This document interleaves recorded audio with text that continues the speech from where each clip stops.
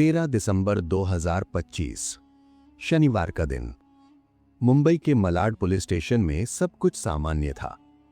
शनिवार को आमतौर पर बड़े अपराध कम ही दर्ज होते हैं।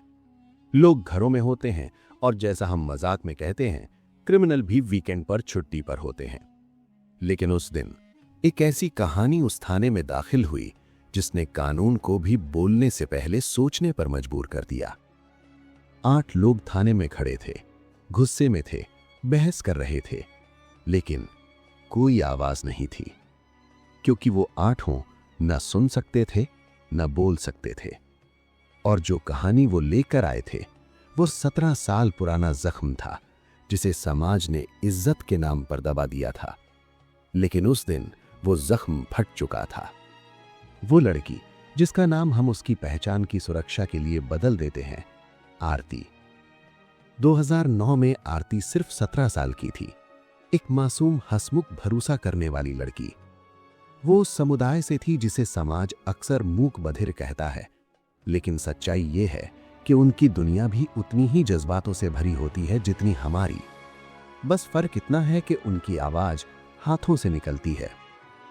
आरती अपने माता पिता के साथ मुंबई के उपनगर में रहती थी। माता पिता मेहनतकश लोग थे। बेटी की दुनिया सीमित थी, घर, कुछ खास दोस्त और साइन लैंग्वेज का छोटा सा सर्कल। उसे क्या पता था कि उसी सर्कल में छुपा बैठा है उसका सबसे बड़ा दुश्मन। 2009 की एक दोपहर उसके 2 दोस्त उसके घर आए। दोनों भी उसी समुदाय से थे, साइन लैंग्वेज में बात करने वाले। उन्होंने बताया कि एक बर्थडे पार्टी है, सिर्फ अपने लोगों के बीच। माँ बाप ने इजाजत दी, शाम से पहले लौट आने की शर्त पर। आरती गई, पार्टी हुई, सब सामान्य था। अगले दिन वही दोस्त फिर आए। इस बार उनके साथ एक और लड़की थी। उन्होंने इशारों में कहा, एक दोस्त से मिलना है, बहुत अच्छा इंसान है, हमारी तरह ही है। आरती झिझकी, लेकिन दोस्त थे, भरोसा था। वो ऑटो में बैठी एक अनजान इलाके में पहुंची, एक अनजान घर के सामने। दरवाजा खुला, सामने खड़ा था महेश पवार। उस वक्त वो नाम सिर्फ एक चेहरा था, लेकिन 17 साल बाद वही नाम एक आरोपी बनकर सामने आएगा। घर में घुसते ही आरती को अजीब सा महसूस हुआ। वो जाना नहीं चाहती थी, लेकिन दोस्तों ने समझाया, बस थोड़ी देर बैठकर चलेंगे। महेश ने समोसे और कोल्ड ड्रिंक लाकर सामने रखे, सबने खाया। आरती ने थोड़ा सा समोसा खाया, कोल्ड ड्रिंक पी, और उसके बाद दुनिया धुंधली होने लगी। उसकी आंखें भारी हो गईं, हाथों की भाषा भी धुंधली पड़ने लगी। उसे याद है जैसे कोई उसे पकड़ रहा था, कोई उसके करीब आ रहा था। उसने विरोध किया, लेकिन शरीर ने साथ नहीं दिया। शाम करीब 6 बजे जब उसकी आंख खुली, वो टूट चुकी थी। उसके कपड़े अस्त व्यस्त थे। महेश वहीं बैठा था, दोनों दोस्त भी वहीं थे, और कमरे में सन्नाटा था। आरती रोते हुए बाहर निकली, ऑटो लिया, घर पहुंची, मां को सब बताया। मां पहले रोई, फिर बेटी को गले लगाया। लेकिन फिर जो कहा वो इस देश में लाखों लड़कियों से कहा जाता है, अगर रिपोर्ट लिखवा दी तो मोहल्ले में इज्जत चली जाएगी। कल को शादी कौन करेगा? बेटा भूल जा। आरती ने जिद की, रोई, गिड़गिड़ाई, लेकिन वो 17 साल की थी और माता पिता के सामने हार गई। उस दिन एक अपराधी बच गया और एक लड़की चुप हो गई। वक्त बीत गया, आरती की शादी हुई। पति भी उसी समुदाय से था, संवेदनशील, समझदार। दोनों की जिंदगी शांत थी।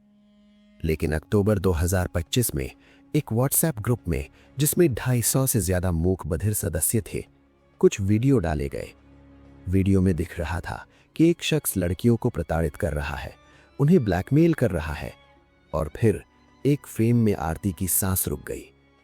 वो चेहरा, महेश पवार, 17 साल पुराना चेहरा। जख्म फिर से खुल गया। उस रात आरती सो नहीं पाई। पति ने इशारों में पूछा, क्या हुआ? वो रो पड़ी। पहली बार उसने 2009 की पूरी कहानी बताई। पति चुपचाप सुनता रहा। फिर उसने उसके हाथ पकड़कर कहा, गलती तुम्हारी नहीं थी, अब हम चुप नहीं रहेंगे, मैं तुम्हारे साथ हूं। 17 साल बाद आरती ने फैसला किया, अब इज्जत से बड़ा न्याय है।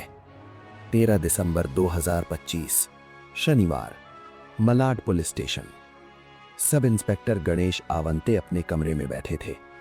उन्होंने खिड़की से देखा, 8 लोग बाहर खड़े हैं। 3 महिलाएं, 5 पुरुष, सब बहस कर रहे हैं, लेकिन कोई आवाज नहीं। वो बाहर गए, पास पहुंचे, और तभी उन्हें एहसास हुआ ये सब साइन लैंग्वेज में बात कर रहे हैं। 8 मूक बधिर थे। उनमें से एक महिला ने पर्स से एक कागज निकाला, एक लिखित शिकायत। सब इंस्पेक्टर ने पढ़ना शुरू किया। जैसे जैसे शब्द आगे बढ़े, उनका चेहरा बदलता गया। 17 साल पुराना यौन शोषण, नशीली दवा, ब्लैकमेल, और एक नाम, महेश पवार। लेकिन दिक्कत ये थी, एफआईआर कैसे लिखे? कोई बोल नहीं सकता, कोई सुन नहीं सकता। कानून को सुनने के लिए शब्द चाहिए, यहां सिर्फ इशारे थे। तभी आरती के पति ने मोबाइल निकाला, वीडियो कॉल लगाया। स्क्रीन पर आई मधु केनी, 60 साल की social worker, sign language interpreter. उन्होंने कहा, मैं 1 घंटे में थाने पहुंच रही हूं। शाम 4 बजे मधु थाने पहुंची और अगले 3 घंटे आरती ने अपने हाथों से कहानी सुनाई। मधु ने उसे आवाज दी, पुलिस ने उसे शब्दों में बदला, और 17 साल बाद एक एफआईआर दर्ज हुई। एफआईआर दर्ज होते ही सब इंस्पेक्टर गणेश आफते ने टीम गठित की। पहला सवाल, महेश पवार है कहां? शिकायत में जो पुराना पता था वो 2012 से बंद पड़ा था। पड़ोसियों ने बताया, सालों पहले चला गया, फिर कभी नहीं आया। मोबाइल नंबर मिला, लेकिन बंद। 16 साल पुरानी घटना, कोई मेडिकल सबूत नहीं, कोई तत्काल गवाह नहीं। लेकिन इस बार पीड़िता अकेली नहीं थी। उसके साथ थे उसका पति, उसके 6 दोस्त और पूरी कम्युनिटी का समर्थन। पुलिस ने नंबर सर्विलांस पर डाल दिया। दिन बीतते गए और फिर एक रात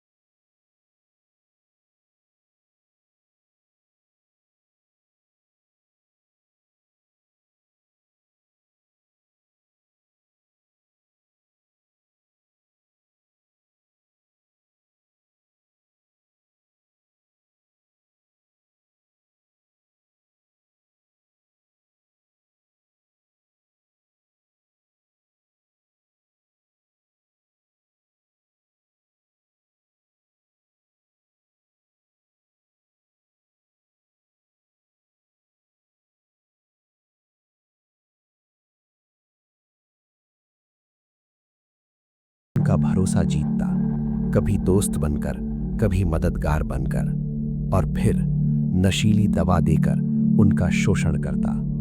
मोबाइल से फोटो और वीडियो बनाता और फिर ब्लैकमेल करता कि अगर किसी को बताया तो ग्रुप में डाल दूंगा।